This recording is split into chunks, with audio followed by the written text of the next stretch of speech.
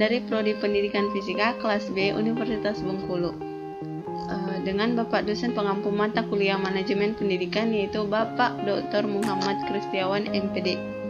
Nah, teman-teman, pada pertemuan kali ini tentunya kita akan membahas mengenai manajemen pendidikan. Namun, subtopik yang akan kita bahas yaitu konsep manajemen pendidikan tinggi. Indikator dari subtopik yang akan kita bahas ada 5, yaitu yang pertama, konsep dasar pendidikan tinggi dan perguruan tinggi. Yang kedua, penyelenggaraan pendidikan tinggi. Dan yang ketiga, manajemen perguruan tinggi. Yang keempat, dimensi makna perguruan tinggi. Dan yang terakhir yaitu perguruan tinggi dan tantangan globalisasi. Nah, yang pertama, konsep dasar pendidikan tinggi dan perguruan tinggi.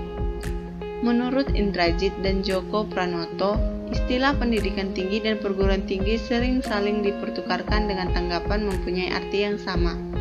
Sedangkan sebenarnya mempunyai arti yang berlainan. Pendidikan tinggi adalah pendidikan pada jalur pendidikan sekolah pada jenjang yang lebih tinggi daripada pendidikan menengah di jalur pendidikan sekolah. Jadi yang dimaksud dengan pendidikan tinggi itu adalah pendidikan pada jalur pendidikan sekolah. Sedangkan perguruan tinggi adalah penyelenggara pendidikan tinggi. Jadi jelas ya teman-teman perbedaannya, bahwa pendidikan tinggi itu yang diselenggarakan, sedangkan perguruan tinggi itu berperan sebagai penyelenggara. Yang pertama, konsep pendidikan tinggi. Menurut Peraturan Pemerintah Republik Nomor 60 Tahun 1999 tentang Pendidikan Tinggi, tujuan pendidikan tinggi adalah yang pertama, menyiapkan peserta didik menjadi anggota masyarakat yang memiliki kemampuan akademik dan atau profesional yang dapat menerapkan, mengembangkan, atau memperkaya hasanah ilmu pengetahuan, teknologi, dan kesenian. Jadi dengan adanya pendidikan tinggi diharapkan dapat membekali peserta didik dalam bidang keprofesionalan di penerapan, mengembangkan, dan memperkaya ilmu pengetahuan, teknologi, dan juga bidang kesenian. Yang kedua yaitu mengembangkan dan memperlebarluaskan ilmu pengetahuan, teknologi, atau kesenian serta mengupayakan untuk meningkatkan taraf kehidupan masyarakat dan memperkaya kebudayaan nasional. Pendidikan tinggi juga diharapkan dalam memperkaya serta meningkatkan taraf kehidupan di dalam masyarakat. Jadi dengan adanya pendidikan tinggi, maka taraf hidup itu dianggap akan lebih naik. Nah, Indrajit dan Djoko Pranoto pada tahun 2006 di bukunya halaman 4, pendidikan tinggi terdiri atas pendidikan akademik dan pendidikan profesional. Nah, yang kedua, konsep perguruan tinggi. Perguruan tinggi menyelenggarakan pendidikan tinggi atau pembelajaran, penelitian, serta pengabdian kepada masyarakat. Perguruan tinggi dapat berbentuk akademi, politeknik, sekolah tinggi, institut, serta universitas. Apa sih yang dimaksud dengan akademi, politeknik, sekolah tinggi, institut, dan universitas itu? Nah, tentunya kita tidak akan membahas sekilas, kita akan membahas pengertian mulai dari akademik hingga ke universitas. Akademi adalah menyelenggarakan program pendidikan profesional pada satu cabang, sebagian cabang ilmu pengetahuan, teknologi, atau kesenian tertentu. Sedangkan politeknik adalah program pendidikan profesional pada beberapa bidang pengetahuan khusus atau perguruan tinggi yang menyelenggarakan pendidikan vokasi. Kemudian, sekolah tinggi. Sekolah tinggi adalah program pendidikan akademik atau profesional dalam lingkup satu disiplin ilmu tertentu. Yang keempat, institut. Institut adalah menyelenggarakan program pendidikan akademik. Jadi, institut ini berperan sebagai penyedia program akademik. Nah, universitas. Sering dong teman-teman mendengar universitas, misalnya Universitas Bengkulu. Apa sih yang dimaksud dengan universitas?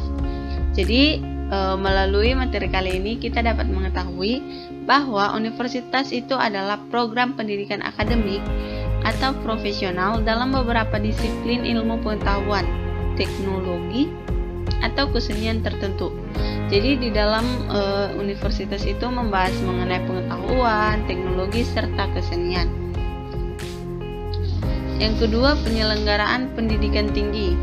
Siapa saja sih penyelenggaraan pendidikan tinggi? Nah, perguruan tinggi terdiri atas dua, yaitu yang pertama yuridis atau hukum perundang-undangan yang terdiri atas nomor Undang-Undang nomor 20 tahun 2003 tentang Sisdiknas. Kemudian Undang-Undang nomor 12 tahun 2012 tentang Dikti. Kemudian yang terakhir yaitu Peraturan Pemerintah nomor 4 tahun 2014 serta Permendikti. Yang kedua, teori-teori dan ilmu pengetahuan berupa buku dan karya ilmiah atau jurnal hasil penelitian. Pada Peraturan Pemerintah Nomor 60 Tahun 1999 tentang Pendidikan Tinggi mengatur bahwa penyelenggaraan perguruan tinggi yang dilakukan oleh masyarakat haruslah berbentuk yayasan atau badan yang bersifat sosial. Jadi perguruan tinggi yang dibentuk oleh masyarakat itu harus bersifat sosial. Artinya menyeluruh kepada seluruh masyarakat. Kemudian manajemen perguruan tinggi. Menurut Indrajit dan Joko Pranoto, ada beberapa aplikasi fungsi manajemen umum dan dalam manajemen perguruan tinggi. Yang pertama yaitu perencanaan, yang kedua pengorganisasian, yang ketiga penggerakan, dan yang terakhir pengawasan. Perencanaan. Apa yang dimaksud dengan perencanaan? Perencanaan merupakan yang menentukan hidup mati dan berkembangnya tidak suatu universitas. Jadi artinya perencanaan itu merupakan langkah yang harus diambil oleh suatu universitas. Kemudian yang kedua yaitu pengorganisasian. Apa sih yang dimaksud dengan pengorganisasian? Pengorganisasian adalah memiliki fungsi pengisian staf yang sesuai untuk setiap tugas atau kedudukan. Jadi dapat kita simpulkan bahwa pengorganisasian itu dibentuk untuk membantu sistem kerja yang ada dalam universitas tersebut. Kemudian yang ketiga penggerakan. Penggerakan adalah tugas menggerakkan seluruh manusia yang bekerja dalam satu perguruan tinggi agar masing-masing bekerja sesuai yang telah ditugaskan dan semangat dan kemampuan maksimal. Jadi penggerakan dibutuhkan dalam suatu universitas, di mana tim penggerak ini berfungsi dalam menggerakkan semua anggota yang ada dalam universitas tersebut. Keempat yaitu pengawasan. Pengawasan adalah pengamatan dan pengukuran apakah pelaksanaan dan hasil kerja sudah sesuai dengan perencanaan atau tidak. Pengawasan ini perlu juga ya teman-teman di dalam suatu universitas, karena pengawasan ini berfungsi untuk menilai hasil kerja yang dilakukan setiap anggota. Kemudian 4. Dimensi makna perguruan tinggi. Dimensi makna perguruan tinggi terdiri dari 5 dimensi. Yang pertama dimensi etis, yang kedua dimensi keilmuan, yang ketiga dimensi pendidikan, yang keempat dimensi sosial, yang terakhir yaitu dimensi korporasi. Dimensi etis dikenal sebagai pusat kreativitas dan pusat penyebaran ilmu pengetahuan, bukan demi kreativitas sendiri, tetapi demi kesejahteraan umat manusia. Jadi artinya dimensi etis itu mengedepankan seluruh keuntungan bagi seluruh umat. Yang kedua, dimensi keilmuan. Dunia perguruan tinggi adalah alat dunia ilmu pengetahuan. Perguruan tinggi adalah dunia ilmu pengetahuan.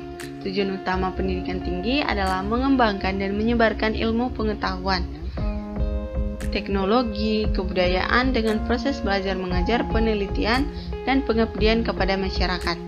Dimensi pendidikan adalah Mahasiswa diusahakan menjadi orang yang mau belajar terus-menerus. Proses pembelajaran pada umumnya bersifat formal. Sebaliknya, pendidikan adalah proses penyiapan manusia muda menjadi manusia dewasa, yaitu manusia yang mandiri serta manusia yang bertanggung jawab. Manusia dewasa itu artinya bukan hanya dilihat dari segi umur ya teman-teman, namun terlihat dari kepribadiannya yang bertanggung jawab. Kemudian yang keempat, dimensi sosial. Penemuan ilmiah dan penemuan teknologi telah menciptakan pertumbuhan ekonomi dan industri yang sangat besar melalui kegiatan dan perjuangan para ahli dan mahasiswa. Kehidupan demokrasi ditingkatkan dan martabat manusia lebih dihargai. Nah, dengan adanya dimensi sosial, maka kehidupan manusia itu saling menghargai satu sama lain. Kemudian yang terakhir yaitu dimensi korporasi. Dimensi korporasi adalah perguruan tinggi yang memberikan jasa kepada masyarakat berupa pendidikan tinggi dalam bentuk proses belajar mengajar dan penelitian. Yang kelima yaitu perguruan tinggi dan tantangan globalisasi. Globalisasi berpengaruh pada semua tingkah laku manusia dan berdampak dalam tingkatan berbeda pada budaya, masyarakat, dan manusia. Ada 4 aspek globalisasi, yaitu yang pertama, perdagangan, pergerakan modal, pergerakan orang, penyebaran ilmu pengetahuan, dan teknologi. Kemudian menurut Atkinson, globalisasi bagi masyarakat perguruan tinggi merupakan kekuatan yang mengubah perguruan tinggi dari suatu institusi yang monopoli ilmu pengetahuan menjadi suatu lembaga dari antara sekian jenis organisasi yang menyediakan informasi dari suatu institusi yang selalu dibatasi oleh waktu dan geografi menjadi satu lembaga tanpa batasan. Nah, bagi perguruan tinggi, globalisasi berarti yang pertama, teknologi informasi dan komunikasi seperti internet atau World Wide Web menyediakan peralatan baru yang sangat ampuh dalam membentuk jaringan global untuk pengajaran dan riset.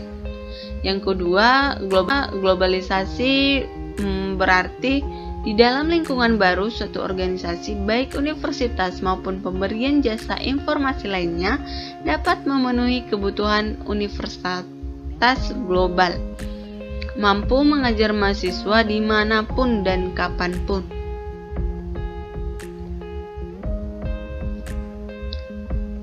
Yang ketiga, universitas sudah tidak memonopoli produksi ilmu pengetahuan. Mereka harus bersaing dengan penyedia jasa informasi dan pengetahuan lainnya yang tidak memerlukan kampus dengan segala fasilitasnya yang mahal. Artinya proses di kampus dapat dibantu dengan proses teknologi. Dengan demikian, di perguruan tinggi ada dampak yang perlu diantisipasi dan tantangan yang perlu dihadapi, yaitu yang pertama, tantangan pada pengelolaan, tantangan pada proses belajar mengajar, dan tantangan pada pendidikan nilai. Baiklah teman-teman, sekian yang dapat saya sampaikan pada topik pertemuan kali ini, yaitu pada pertemuan bab ke-6. Atas perhatian teman-teman, saya ucapkan terima kasih.